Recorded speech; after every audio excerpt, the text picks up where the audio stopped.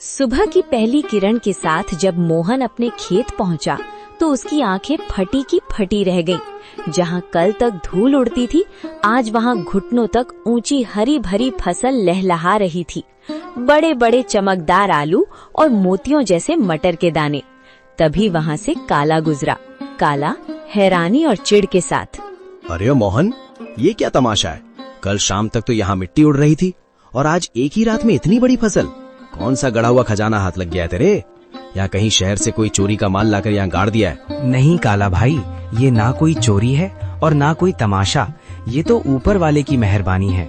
कल एक घायल चिड़िया की मदद की थी, बस उसी की दुआओं ने आज ये रंग दिखाया है। देख भाई, कितने सुंदर आलू और मटर है। तू भी थोड़े घर ले जा। दुआएं? चिड़िया मुझे बेवकूफ समझता है। ये जरूर कोई काला जादू है। जोर से, मुझे तेरे खैरात की जरूरत नहीं है मोहन। याद रख, जो रातों रात उगता है वो रातों रात ढल भी जाता है। काला के मन में शांति नहीं थी।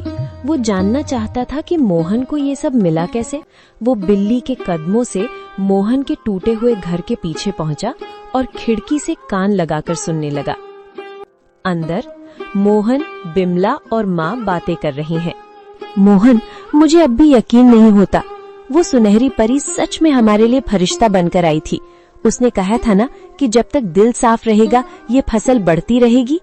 हाँ बिमला, उसने उसी बरगद के पेड़ के पास दर्शन दिए थे जहाँ से मैं रोते हुए लौट रहा था। वो दिव्य प्रकाश, वो ममता भरी आंखें, मैं कभी नहीं भूल सकता। काला भाई को शक हो रहा था, पर उसे कैसे समझाऊं कि ये सब दया का फल है।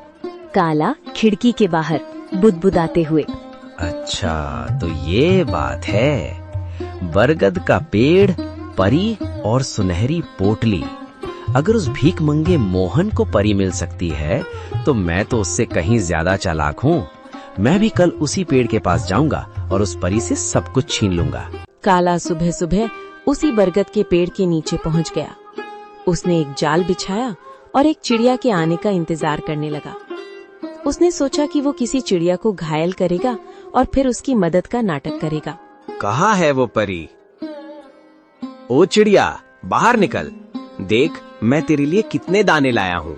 बस एक बार मेरे सामने आ जा और मुझे वो मखमली पोटली दे दे। मुझे आलू मटर नहीं, मुझे सोना चाहिए, चांदी चाहिए। मैं उस मोहन से बड़ा आदमी बनना चाहता हूँ। काला घंटों चिल्लाता रहा। कभी रोने का नाटक करता तो कभी लालच में पेड़ की टहनियां हिलाता, लेकिन वहाँ सन्नाटा छाया रहा। अचानक एक तेज ठंडी हवा चली और एक आकाशवाणी हुई। काला, प्रार्थना हृदय से की जाती है, लालच से नहीं। मोहन ने एक जान बचाने के लिए अपनी कमीज फाड़ी थी और तू एक जान लेने के लिए जाल बिछा रहा है। जा, तुझे कुछ नहीं मिलेगा क्योंकि तेरा मन ईर्ष्या की राख से भरा है। लालच की फसल कभी मीठी नहीं होती। नहीं, ये नाइंसाफी है। उस गरीब को सब कुछ और मुझे कुछ नहीं। अगर मुझे नहीं मिला तो मैं मोहन का भी कुछ नहीं रहने दूंगा। मैं आज रात उसके खेत को शमशान बना दूंगा। मोहन ने पहली फसल घर लाई। बिमला ने जब आलू और मटर की सब्जी बनाई तो उसकी खुशबू पूरे गांव में फैल गई। बीमार माँ ने जैसे ही एक निवाला खाया, उनके चेहरे पर रौनक आ गई। पिताजी, ये आलू तो बहुत मीठे हैं। क्या ये सचमुच हमारे खेत के हैं? अब मुझे स्कूल जाने के लिए नया बस्ता मिलेगा ना? हाँ मेरे बच्चे, अब हम कभी भूखे नहीं सोएंगे। बिमला देखो, भगवान ने सुन ली। आज माँ की आंखों में चमक देखी? ये उन जादुई बीजों का ही प्रताप है। बिमला आंखों में आंसू भरकर, मैं तो डर गई थी मोहन।